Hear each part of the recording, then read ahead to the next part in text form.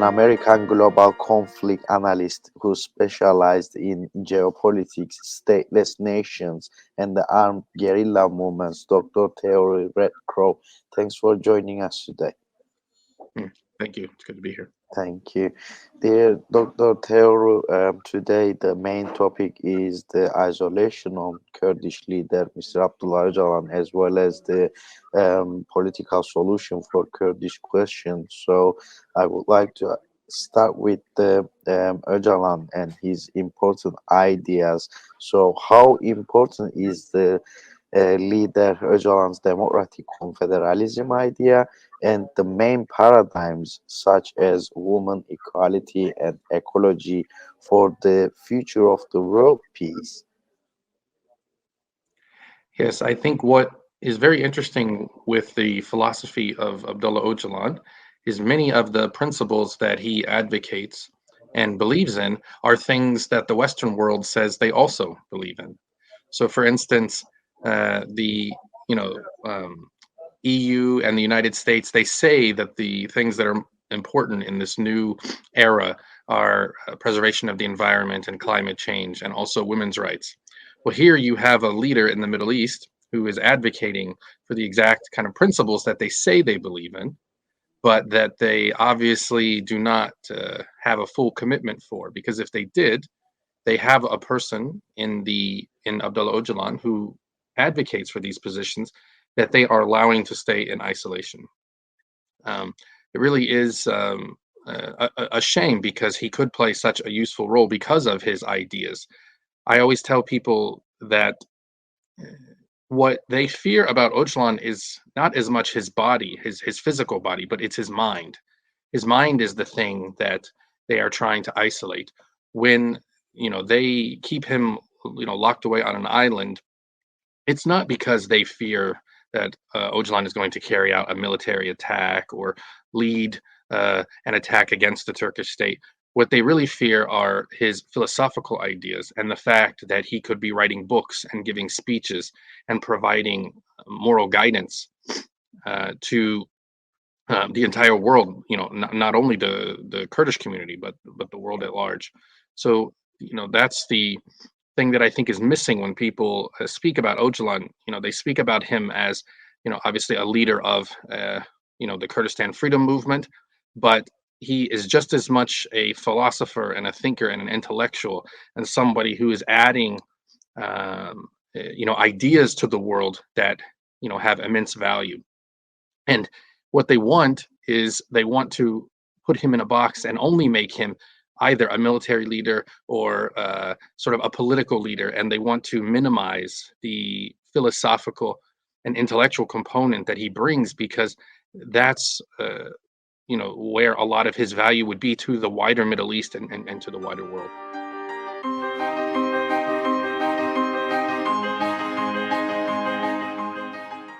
Thank you, Doctor. Also, as you mentioned, it's mostly sounds for the Western powers for the imperialism and capitalism, not physically Öcalan's body, but his thoughts. So let's get little in deeper for this topic. So I would like you to talk about the democratic confederalism, because many people are saying that it's an alternative system for the peaceful and democratic world. So how do you see that? Very shortly, very briefly, that one, please. Yeah, I mean, democratic confederalism also provides a solution to many stateless groups around the world because of the fact that it focuses on local control. So, for instance, recently we had a rally in Cologne, and there was a lot of different people there from different stateless communities, from Catalonia, from the Basque country. We had people from other places who see in democratic confederalism an idea that they can implement themselves, because it really is a bottom up rather than a top down political solution, and it gives local control to people. So this is why it appeals to many different ethnic groups around the world who would like their own state, or would like to have more local autonomy or more self-determination within the state where they live. So this is why, democratic confederalism, it obviously applies to the Kurdish situation, and we see it being implemented in Rojava amongst the various ethnicities, Kurds, Arabs, um, Turkmens, Circassians, and Armenians, and these different groups in Rojava, putting this into practice, where children can learn in their mother tongue, and where people at the local community level can feel that they have a place in governing their own lives. But we see that that has application throughout the wider world. So, democratic confederalism also appeals to, many of the stateless people who either want independence or autonomy themselves, like, the people in Baluchistan, or the Tamils, or West Papuans, or, many of these other stateless nations who um, can implement Öcalan's ideas as well. And so that goes back to that first question of, when they want to isolate Öcalan's ideas, they want to keep his ideas from spreading not just amongst the Kurdish community, but amongst the entire global community. And it's because of those ideas and the value that they have. Thank you, Doctor. So, also would like to ask you that how important is the solution of Kurdish question for the region and for the whole world? Because we can see that Middle East is kind of a war zone right now. And then on the other hand, Öcalan's ideas that we talked about to is the way to bring peace to the Middle East, which is going to be example to the whole world. Also, the Kurds and their friends running a campaign since 10th of October, which is called Freedom for Öcalan, Political Solution for Kurdish Question. So in that frame, how important is the solution of the Kurdish question, do you think?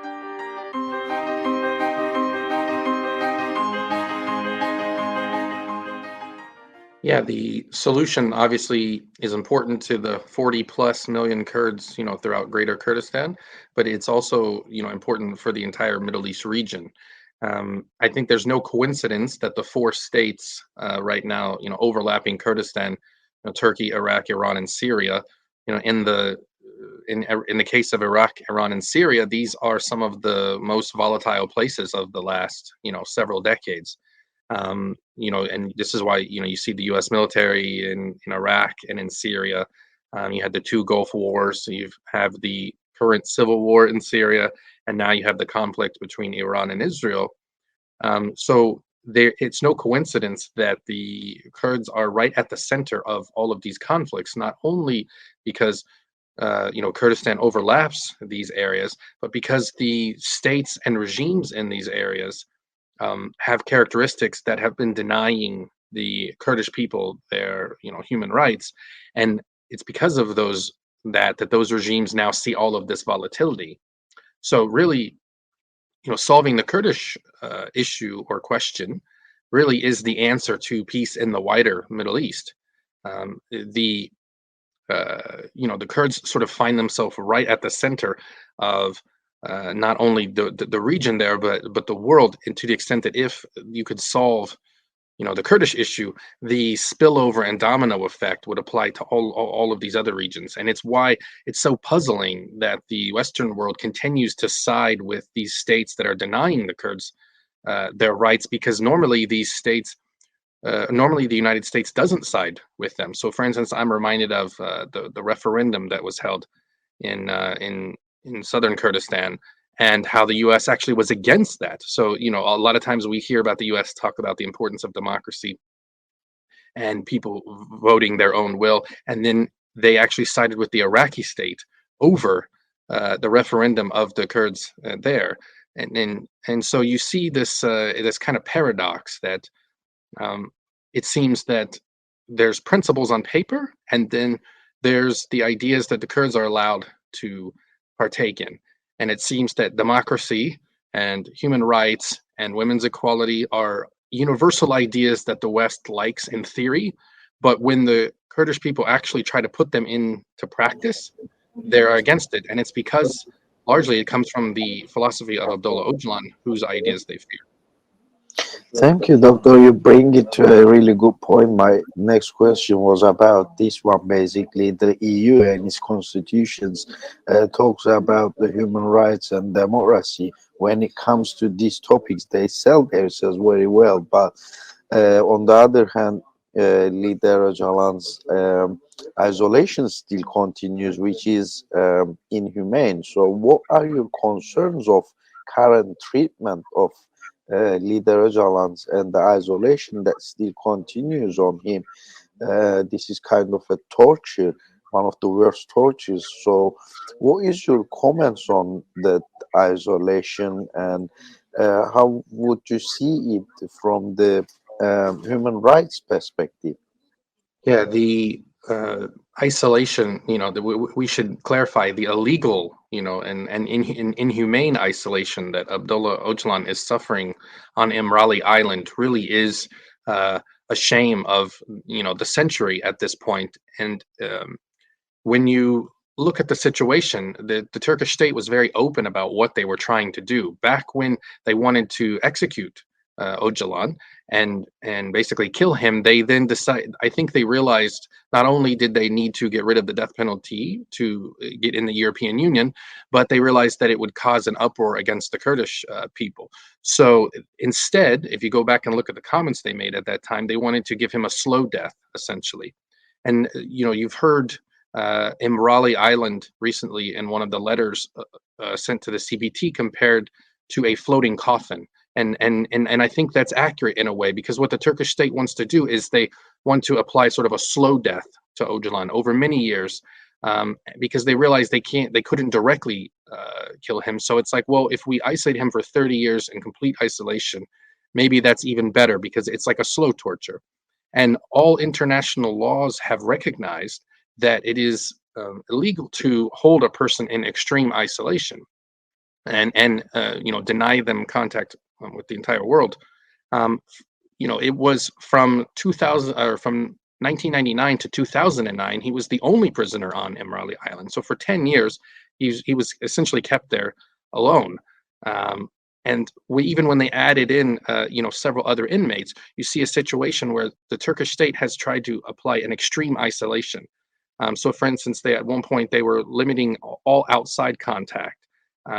There's the example that from his window on Imrali Island, he could see a small tree that he liked. And when the Turkish prison found out that he liked that tree, they cut it down. And so you see this kind of cruelty that they're trying to apply. And then even when like a small bush, I think, started to grow, again, and they remove that. They don't even want him to see green. They don't want him to see the sunlight. He years ago he complained to his lawyers that he couldn't get any direct sunlight, that he couldn't feel the wind on his face, that he couldn't feel the kind of basic things that a human being deserves, the kind of things that make us human. Isolation of this kind is an extreme, form of torture. Even though it's not physically, harming a person, you're not basically breaking their bones, but you're trying to break their spirit. And in some way, it's even deeper. It's kind of a more painful way to treat a person. And so this is what they have been essentially doing to him for a quarter century now. I mean, for 25 years. Your audience should imagine, the idea of what if someone told them that they were going to put, right now it's 2024. What if someone said they were going to lock you in a closet until the year 2049? How would you feel? Would you consider that torture, or would you consider that, oh, it's just, waiting through the time? So it really is a extreme, travesty, that and the way that he's being treated, and it's why there should be a lot more outrage. As we see, if you look at that, for 25 years, for a quarter century, they have been keeping him isolated, and that's really why it is such an outrage, and why the entire world should really be speaking out against this, because really the world is on the wrong side of history in this situation, and they're going to look back in the decades to come and realize, wow, where was the Western world during this situation where you had a leader of millions of people who was treated in such a cruel way, in this modern era where we like to believe that we have safeguards against this kind of torture. As you mentioned, Öcalan's isolation is kind of one of the worst tortures. So, would like to ask you, how do you think Öcalan fight against this torture? Because today we can see his ideas spread it to all over the world. There is concerts for Mr. Öcalan's freedom. There is books has been published on his name and about his life as well. So, how important figure is leader Öcalan? Do you think he has a key role to play for the world peace? And today, many people are saying he needs to be free, and there is campaigns for him to be free as well. So, how important figure is leader Öcalan?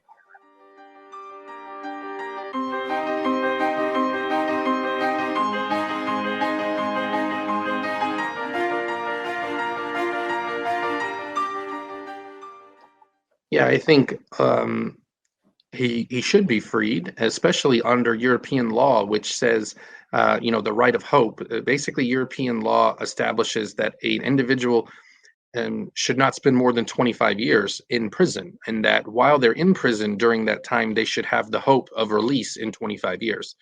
So, under that premise, he should actually be released now because he's in his 25th year. So, at some point, if Turkey was directly applying the real Council of Europe law and European Union law that, of the European Union, which they would like to join, if Turkey was adhering to those principles, Öcalan would be released now at the 25-year point. And it's because Europe has decided that it is an important value that everybody should have the right of release one day and getting out of prison. What it is we don't want people to kind of languish in prison with the thought that I will never get out of here. I will never see, my family again. I will never walk on the beach again. I will never climb a mountain again.